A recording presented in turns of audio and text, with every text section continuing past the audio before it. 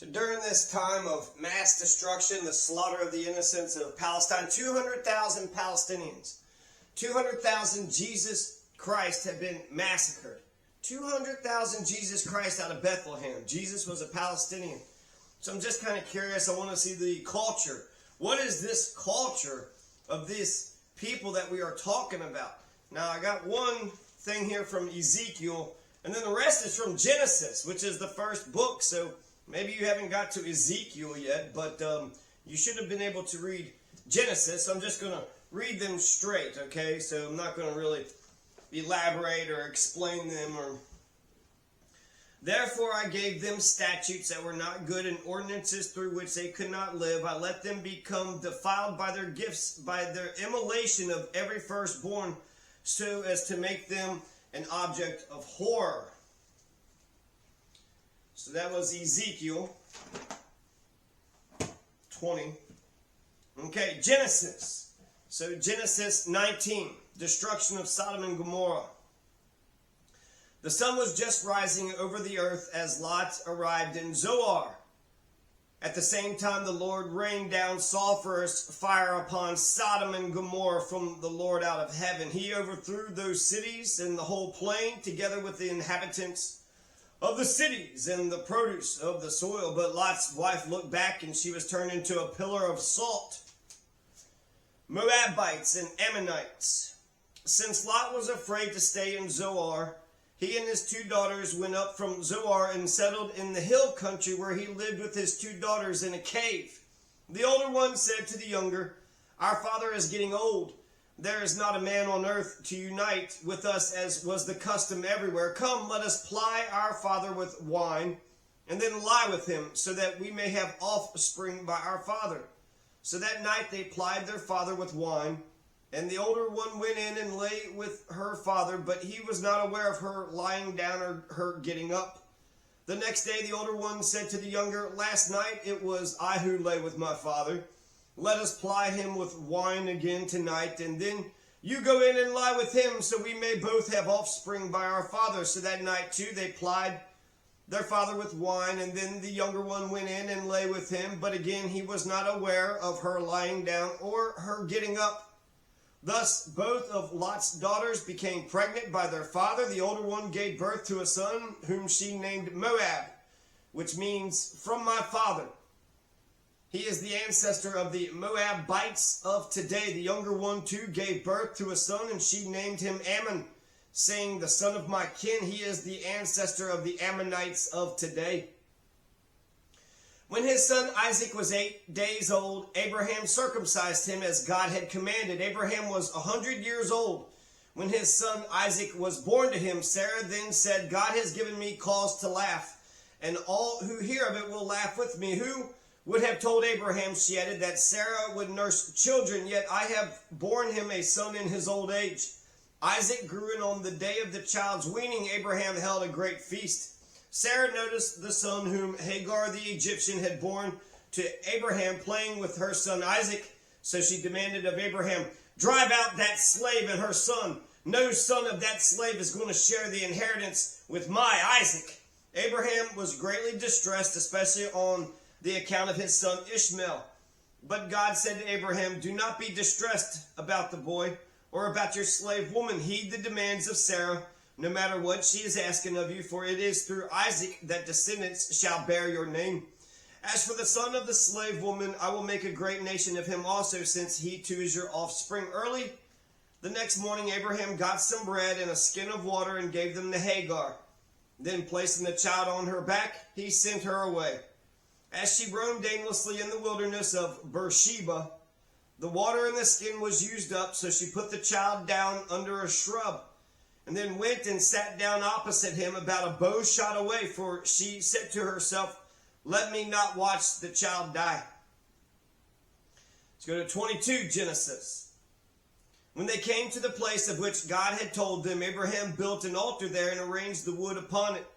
Next he tied up his son Isaac and put him on top of the wood on the altar. Then he reached out and took the knife to slaughter his son. But the Lord's messenger called to him from heaven, "Abraham, Abraham." "Yes, Lord," he answered. "Do not lay your hand on the boy. said the messenger. Do not do the least thing to him. I know now how devoted you are to God, since you did not withhold from me your own beloved son. As Abraham looked about, he spied a ram caught by its horns in the thicket.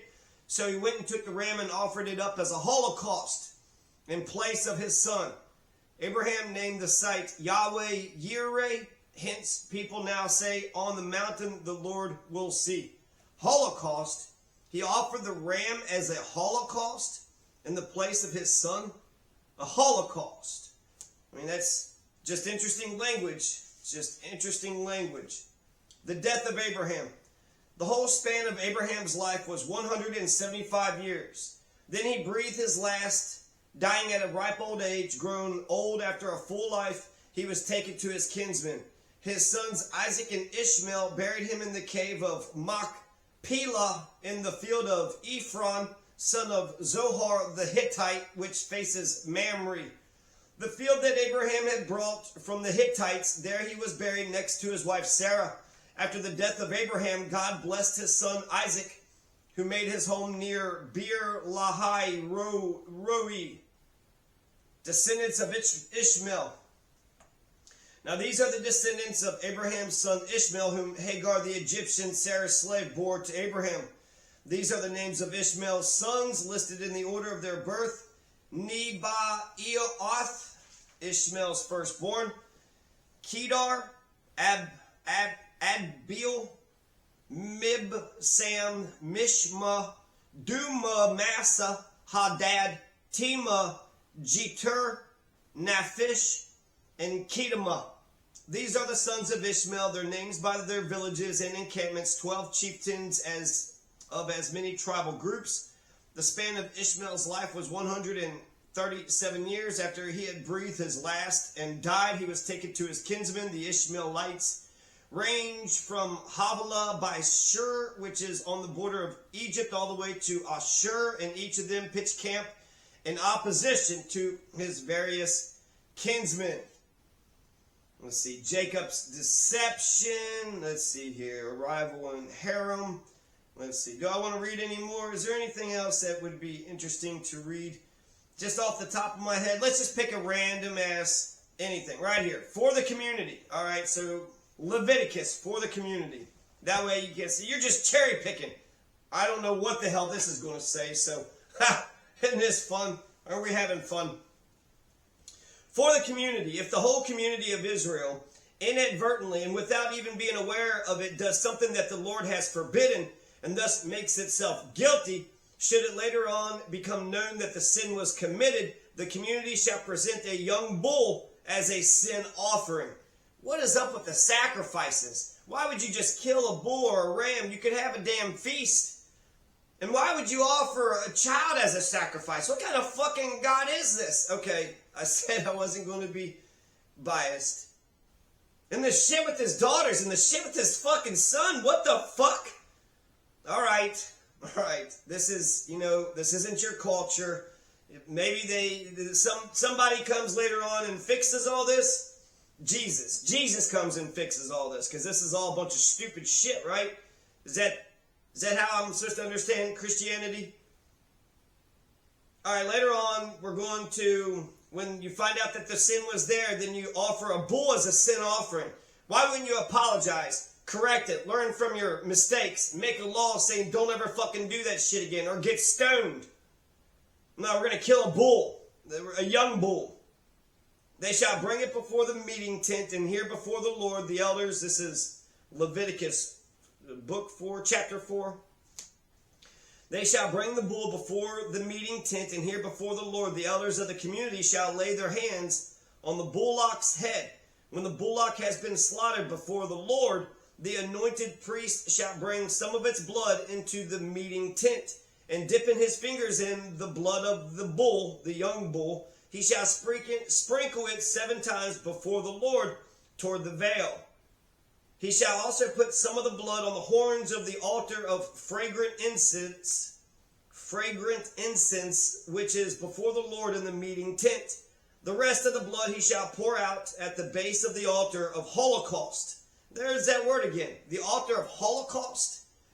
I thought the Holocaust happened to the Jewish folks. Why are the Jewish folks doing Holocaust? I don't understand this shit. I know this is all above me. I know maybe I'm not supposed to understand it. He shall also put the blood of the horns. We're just spreading the blood of the damn cow all over the place. Okay, so the rest of the blood pour out the base of the altar, the Holocaust. At the base of the altar of Holocaust. So you have an altar for the Holocaust. Is that what this is saying? Which is at the entrance of the meeting tent. All of its fat he shall take from it and burn on the altar, doing with this bullock, just as he did with the other sin offering bullock. Thus the priest shall make atonement for them, and they will be forgiven. This bullock must also be brought outside the camp and burned, just as has been prescribed for the other one. This is the sin offering for the community. You know, I did this for all of you guys. Why would you get mad at me when I killed this bull for no damn reason and spread the blood everywhere? I did it for you. For the princes, I mean, this stuff is, this shit just, the daily Holocaust, guilt offerings, sin offerings, for the princes, for private persons. Let's do for the princes, and let's do the daily Holocaust? Holy shit. Okay, for the princes. Should a prince commit a sin inadvertently by doing one of the things which are forbidden by some commandment of the Lord his God, and thus become guilty, if later on he learns of the sin he committed, he shall bring as his offering an unblemished male goat. Unblemished. Male, give me your most perfect male goat. You committed a crime, you committed a sin, you injured another person, well, bring me your most beautiful male goat, and all will be forgiven. Are they just taking, is this how they eat?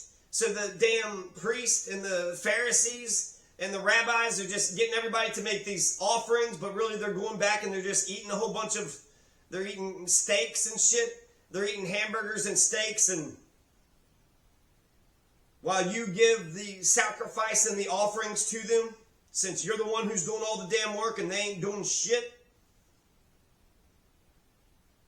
Having laid his hands on its head, he shall slaughter the goat as a sin offering before the Lord in the place where the Holocaust are slaughtered.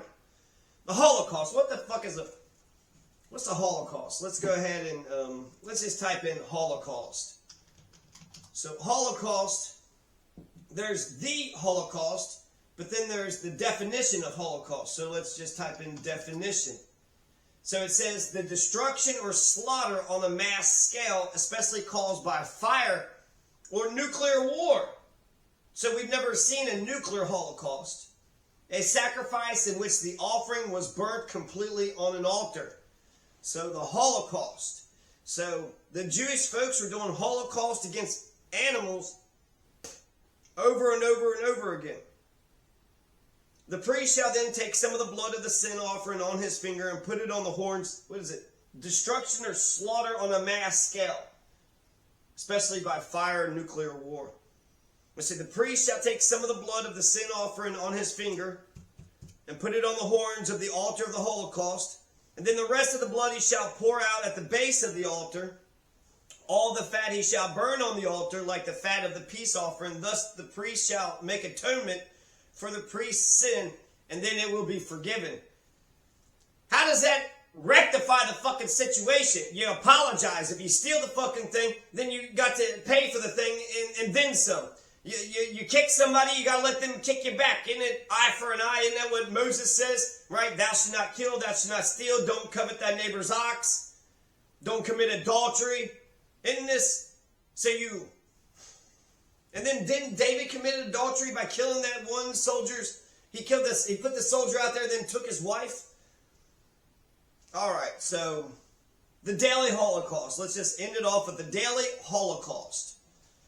The Lord said to Moses, give Aaron and his sons the following command. This is the ritual for Holocaust. The Holocaust is to remain on the hearth of the altar all night until the next morning, and the fire is to be kept burning on the altar. The priest, clothed in his linen robe and wearing linen drawers on his body, shall take away the ashes, to which the fire has reduced the Holocaust on the altar, and lay them at the side of the altar. Then, having taken off these garments and put on other garments, he shall carry the ashes to a clean place outside the camp. The fire on the altar is to be kept burning. It must not go out. Every morning the priest shall put firewood on it. On this he shall lay out the holocaust and burn the fat of the peace offerings. The fire is to be kept burning continuously on the altar, and it must not go out.